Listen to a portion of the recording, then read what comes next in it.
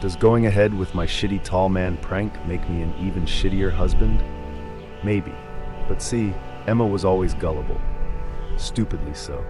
It was one of the things I loved most about her, honestly. We met while working part-time at a local cinema, and there we were, sweeping up leftover popcorn when she said, "What's this?" In her right hand, there was a tool belt. The projector had probably malfunctioned and some repairman forgot his equipment.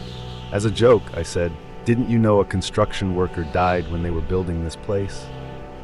From that moment on, she wouldn't set foot inside Screen 6. Didn't want to risk bumping into a ghost, you see. I thought it was cute, and just a few weeks later, my girlfriend ghosted me.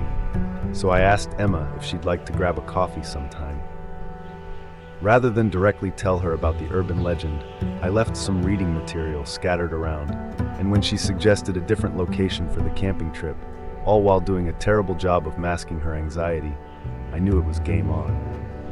In between a scattering of skeletal trees, I set up our tent.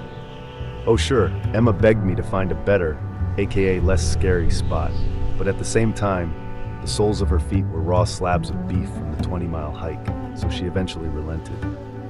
After we tucked into a pot of beef stew, we turned in for the night. Knowing the first sudden noise would spook her, I waited. Out of nowhere, she sat bolt upright in her sleeping bag. What the fuck was that? We listened as wind howled through the trees. I pretended a dry cramp seized my throat. "It's the tall man." She threw her arms around me, her eyes pooling with tears. Make it stop, please.